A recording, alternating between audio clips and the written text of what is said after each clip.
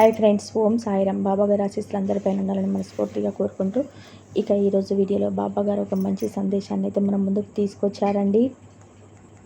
ఈరోజు వీడియోలో బాబాగారు ఏం చెప్పబోతున్నారు విందాం ఫ్రెండ్స్. తల్లి, నీ అదృష్ట దేవతను గుమ్మంలోకి చేర్చాను, తలుపు తీసి ఆహ్వానించు.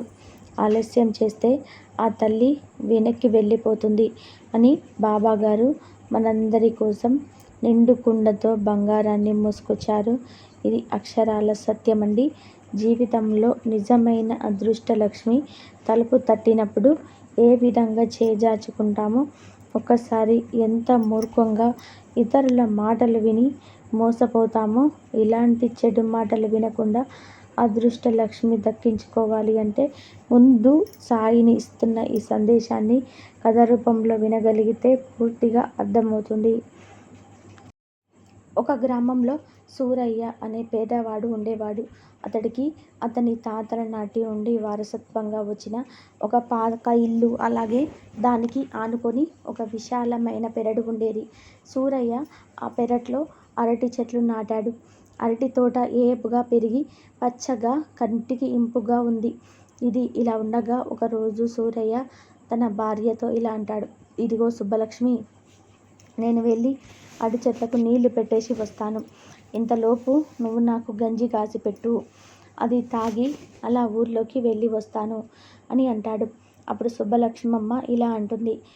ఏందయ్యా, పొద్దున్నే ఏదో ఒకటి, నీకు ఎకరం పొలం ఉన్నట్టు ఎప్పుడు కూడా ఆ పెరట్లో ఉన్న 4 అరటి చెట్లను చూస్తూ తెగ మురిసిపోతావేంటి? ఏదైనా పని చూసుకోవచ్చు కదా అని అంటుంది. నాకు చేయాలని ఉందే, కానీ చూస్తున్నావు కదా, మన ఊర్లో వర్షాలు పడక పంటలు ఎండిపోతున్నాయి. మనలాంటి వారికి పని ఇచ్చే వాళ్ళు ఎవరుంటారు చెప్పు అని అంటాడు. సరే వెళ్ళి ఆ నీళ్ళేవో పెట్టిరాపో, నా అంతలోకి గంజి కాసి పెడతాను అని సుబ్బలక్ష్మమ్మ తన పనుల్లో నిమగ్నమైపోతుంది. ఇక పెరట్లోకి వెళ్ళి ఆ అరటి చెట్లను చూస్తూ నీళ్లు పోయడానికి సిద్ధమవుతాడు సూరయ్య. ఇంతలో ఆ ఊర్లోని జమీందారు పాత గుర్రపు బండిని అక్కడికి వచ్చి ఆగుతుంది. అప్పుడు సూరయ్య చూసి దాన్ని, ఏంటి ఇది మా ఊరి జమీందారి బండిలా ఉందే, ఎందుకు ఇక్కడ ఆగింది? మన కోసం జమీందారు గారు వస్తారా ఏంటి? ఏదో ఈ ఊర్లో పని మీద ఉన్నట్టు ఇలా వెళ్తున్నట్టున్నారు అని తన ఇంటి ముందు ఆగిన గుర్రపు బండిని చూస్తూ ఉంటాడు. ఇంతలో ఆ గుర్రపు బండిలో నుండి జమీందారి గారి భార్య విజయ తులసి దిగి వచ్చి సూరయ్యని చూసి ఇలా అంటుంది. ఇదిగో ఇలా రా, ఏంటి అలా చూస్తూ ఉండిపోయావు? అప్పటి వరకు ఆ బండి ఎవరి కోసమో వచ్చింది అనుకున్న సూరయ్య అందులో నుండి జమీందారి గారి భార్య విజయ తులసి తనని పిలవడంతో ఒక్కసారిగా ఆశ్చర్యపోతాడు సూరయ్య. ఇక కొద్దిసేపట్లోనే తేరుకొని వెంటనే ఆవిడ దగ్గరికి వెళ్ళి ఇలా అంటాడు. ఏంటమ్మా, నన్నేనా పిలిచింది? అవును, నిన్నే పిలిచాను. ఇంకెవరున్నారు ఇక్కడ? నువ్వు తప్ప అని అంటుంది. ఇంతకీ నీ పేరేంటి? అయ్యో క్షమించండి అమ్మా, మిమ్మల్ని ఇలా హఠాత్తుగా చూసేసరికి నా కోసం వచ్చారు అనుకోలేదు. నా పేరు సూరయ్యమ్మ. చెప్పండమ్మా, ఈ పెద్దవాడు నీకు ఏ విధంగా సహాయపడగలడు? ఏం లేదు సూరయ్య, ఈ దారిన వెళ్తూ ఉండగా నీ ఇంటి చుట్టూ ఉన్న ఈ ప్రకృతి సౌందర్యాన్ని, ఈ అరటి తోటను చూసి నాకు ఎంతో ఆహ్లాదంగా అనిపించింది. ఎందుకో నా మనసుకి ఇది నేనే తీసుకుంటే బాగుంటుంది అనిపిస్తుంది. ఇప్పుడు చెప్పు, ఈ స్థలాన్ని నాకు అమ్ముతావా? ఆ మాటలకు సూరయ్యకి ఏమీ అర్థం కాలేదు. అన్నీ ఊహించని ప్రశ్నలు రావడంతో సూరయ్యకి ఏం చెప్పాలనో కూడా తెలియడం లేదు. అసలు తన పాత ఇల్లు జమీందారి గారికి ఎందుకంతలా నచ్చిందో అర్థం కాలేదు. అమ్మ, ఈ ఇల్లు నాకు మా తాతల నుండి వారసత్వంగా వస్తుంది. అది నేను అమ్మలేను. అయినా అంత పెద్ద బంగ్లాలో ఉంటే మీకు నా చిన్న పాక ఇల్లు ఎందుకమ్మా మీకు నచ్చింది అని అంటాడు సూరయ్య. అప్పుడు ఆ జమీందారు గారి భార్య, ఎంత పెద్ద బంగ్లాలో ఉన్నా ఈ చల్లటి గాలి, పచ్చటి పైరు మధ్య ఉండలేం కదా, అందుకే మీ ఇంటి చుట్టూ ఉన్న ప్రకృతి సౌందర్యం నాకు ఎంతగానో నచ్చింది. నువ్వు మరో మాట మాట్లాడకుండా ఎంతకిస్తావో చెప్పు అని అంటుంది. అప్పుడు సూరయ్య తడబడుతూ, అమ్మా, అది మరి నాకు వేరే ఆధారం లేదమ్మా. ఈ ఇల్లు తప్ప నాకు ఇదే పెద్ద ఆస్తి, నేను ఇవ్వలేనమ్మా అని అంటాడు. అప్పుడు విజయ తులసి ఇలా అంటుంది. ఒక పని చెయ్యి, నేను నీకు 1000 రూపాయలు ఇస్తాను. ఈ ఇంటిని నాకు ఇచ్చేయి, ఏమంటావ్ అంటుంది. 500 రూపాయలు కూడా చెల్లని ఆ ఇంటికి 1000 రూపాయలు ఇస్తాను అనేసరికి సూరయ్యకు నోటి మాట రాలేదు.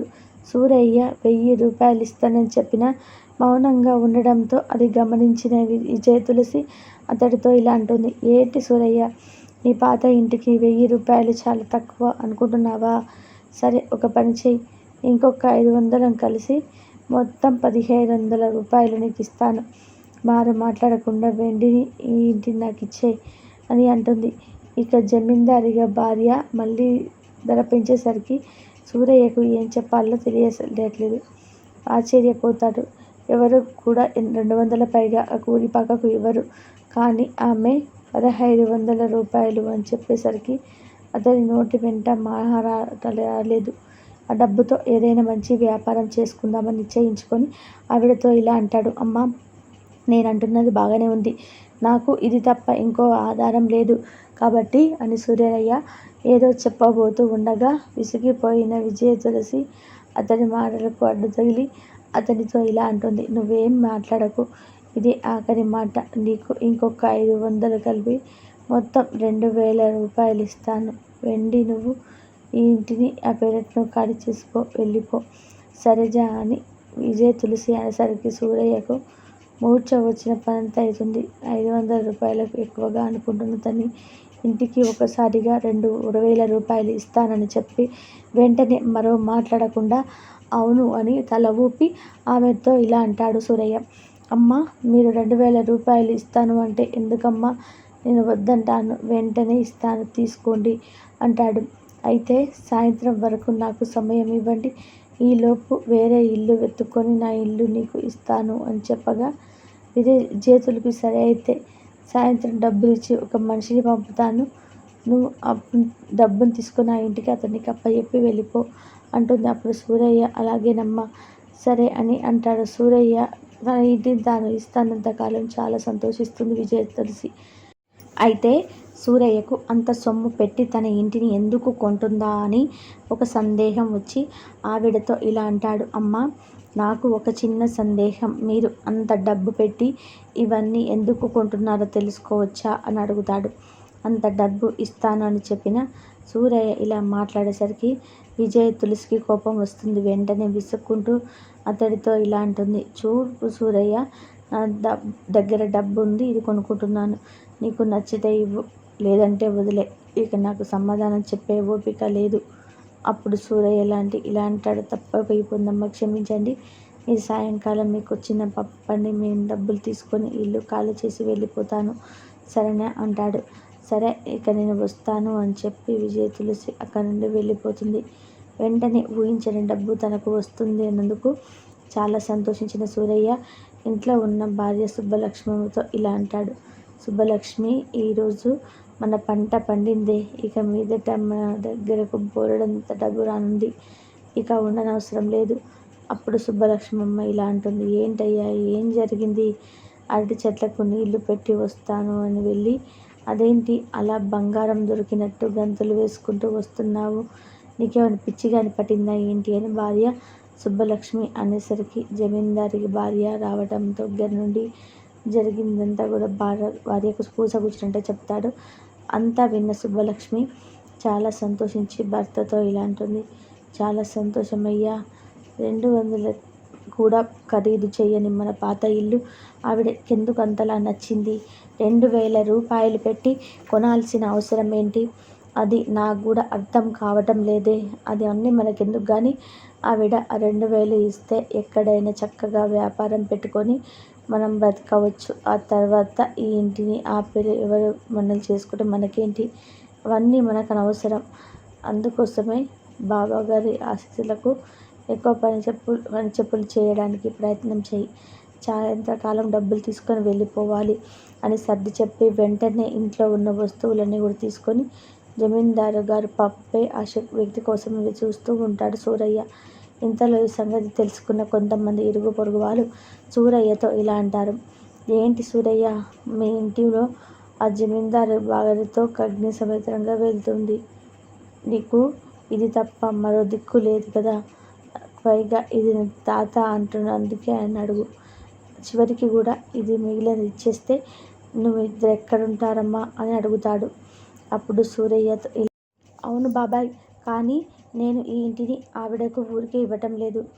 ఈ ఇంటిని అమ్మితే ఆవిడ నాకు 2,000 రూపాయలు ఇస్తానని చెప్పింది. పోతే పోయింది ఇల్లు, మళ్ళీ నేను ఇలాంటివి ఎన్నో కొనుక్కోవచ్చు.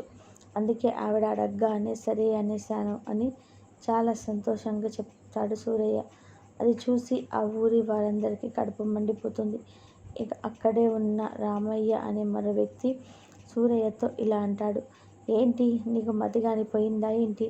ఎవరైనా ఇంటికి 2,000 రూపాయలు ఇస్తారా?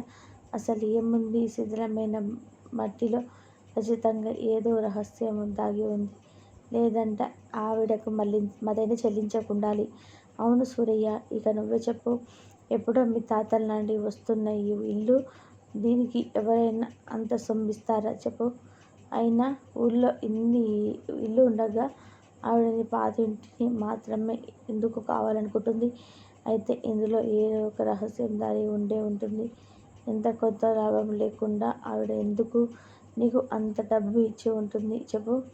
వారందరూ కూడా సంతోషంగా నాకు నచ్చదు. లేనిపోని అనుమానాలు కలిగించి ఆ బేరాన్ని ఎలాగైనా సరే చెడగొట్టాలని అనుకుంటారు. వారు చెప్తున్నది వింటున్న సూరయ్యకు అసలు ఏమిటి అర్థం కాలేదు. నేను అంటున్నది నాకు కూడా ఇప్పుడే అనుమానం వస్తుంది బాబాయ్.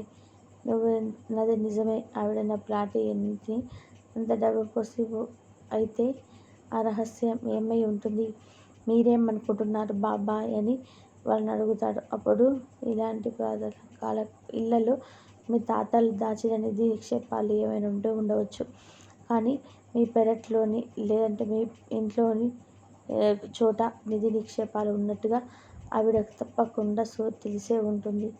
అందుకే 200 రూపాయలకు కూడా చెల్లని ఇంటిని 2,000 రూపాయల అవును, టామయ్య గారు చెప్పుతుంది నిజమే. నువ్వు ఒట్టి వెర్రి బాబులోడివిలా ఉన్నావు.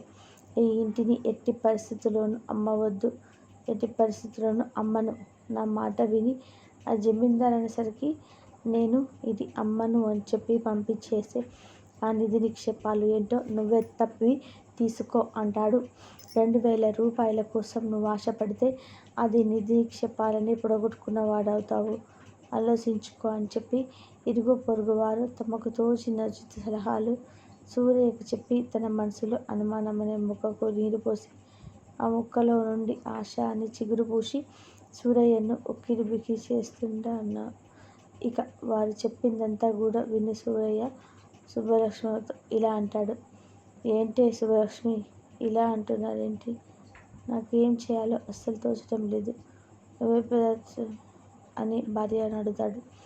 నాకు అదే అనుమానం వస్తుంది.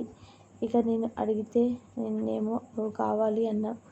ఆ మాటలు విన్న మనిషి వస్తే ఈ ఇంటిని అమ్మని చెప్పి పంపించేస్తాడు. ఈ రాత్రికి మనమే ఈ ఇంటిని తవ్వి వాళ్ళు చెప్పిన విధానంగా ఏమైనా నిధి నిక్షేపాలు ఉన్నాయేమో చూద్దాం అని భార్య చెప్పేసరికి సూరయ్య కూడా అదే ఆలోచనతో అలాగే చేద్దామని చెప్తాడు. ఆ విధంగా భార్యాభర్తలిద్దరూ మనసు మార్చుకొని ఆ ఇంటిని జమీందారు గారికి అమ్మకూడదనుకుంటారు. ఇక డబ్బులు పట్టుకుని జమీందారు మనిషి ఆ ఇంటిని తీసుకోవడానికి ఒక వ్యక్తి అక్కడికి వస్తాడు. ఇదిగో సూరయ్య, ఇదిగో ఈ 2,000 నీకిచ్చి ఈ ఇంటిని తీసుకోమని విజయ తులసమ్మగారు చెప్పారు. ఇవి తీసుకొని వెంటనే ఇల్లు ఖాళీ చేసి వెళ్ళిపోండి అని అనేసరికి సూరయ్య లేదు లేదు, ఈ ఇంటిని నేను ఎవ్వరికి అమ్మడం లేదు. ఇది మా తాతల ముత్తాతల నుండి వస్తున్న ఆస్తి. అందుకే నేను ఇవ్వదలుచుకోలేదు. నేను మనసు మార్చుకున్నాను. చెప్పై ఇల్లు అమ్మనని. ఆ వ్యక్తి అదేంటి, పొద్దున్నే అడిగితే ఇస్తానని చెప్పావంట, మరి ఇంతలో ఏమైంది? డబ్బులు సరిపోలేదా ఏంటి అని అడుగుతాడు. అప్పుడు సూరయ్య అదేం కాదులే, నేను మనసు మార్చుకున్నాను. నేను నా ఇంటిని అమ్మను. ఈ సంగతి విజయ తులసమ్మ గారికి చెప్పి నన్ను క్షమించమని అడగండి. నువ్వు ఇక వెళ్ళు అని సూరయ్య అంటే ఆ వ్యక్తి సరే నీ ఇష్టమని అక్కడి నుండి వెళ్ళిపోతాడు. ఇక ముందుగా అనుకున్నట్టుగా సూరయ్య తన భార్యతో కలిసి సుబ్బలక్ష్మమ్మ రాత్రంతా కూడా లాతర్ పట్టుకొని నిలిచి ఉంటుంది. ఇక సూరయ్య వారి పెరట్లోనూ అరటి చెట్లను పీకి పాడేసి లోతుగా తవ్వి చూస్తాడు. అయినా అక్కడ ఏమీ దొరకదు. ఇక ఇంటి లోపల కూడా తవ్వినా అక్కడే కూడా ఇలాంటి నిధి నిక్షేపాలు వారికి అర్పించకపోవడంతో వారిద్దరు గొల్లున ఏడుస్తాడు.